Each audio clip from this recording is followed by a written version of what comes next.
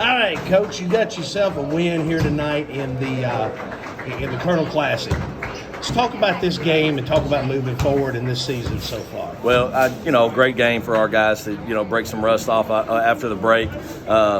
Mickey and I talked about playing this game. He said, this is something that he wants to do to really push his guys and test them and help them grow. And that's what we've tried to do all season with our schedule, try to play teams that we know are going to push us to the limit.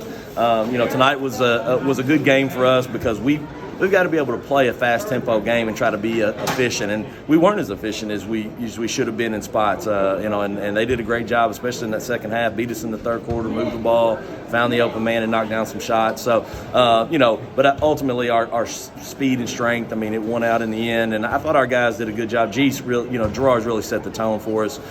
Really happy to see him score his 1,000th point tonight.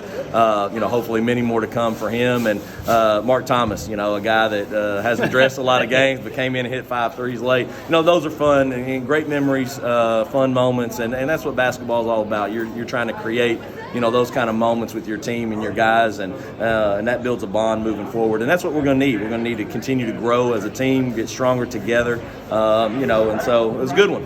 Looking forward to another one tomorrow. Now, this season so far, walk me through the ups and downs. And G mentioned that you had a couple of losses at home. Yeah. And what do you tell your team after that happens? Well, we sometimes you got to lose one to figure out how to win them. And I think that down the stretch in both of those games we had at home, we had control in moments, didn't close it out, played tentative, made some costly errors defensively, just maybe on our heels a little bit. I think that those are the kind of games, though, especially against good teams, that sometimes you got to lose those games to learn how to win them, and you got to go back on film and say, look, this possession or that possession. So great learning experience for our guys. We're not really, these are all practice games. Ultimately we're trying to put ourselves in a position to make a run in the second region tournament, and so every game's an opportunity to learn and grow. And a lot of times when you lose a game, it puts guys on the edge that you need them to be on when they come back to practice the next day to really focus on getting better and taking that next step. So, the ups and downs are part of growing. And, I think that right now we've hit a nice little stride. We've won 3 in a row. I'd like to see us try to continue that tomorrow. There you go. And one last thing, looking ahead into the new year. Of course, you got district play. And you guys, it may be a small district, but it's a cutthroat district. Absolutely. One of you automatically goes, goes. But the other two don't. And, kind of my opinion is you don't want to be one of the other two.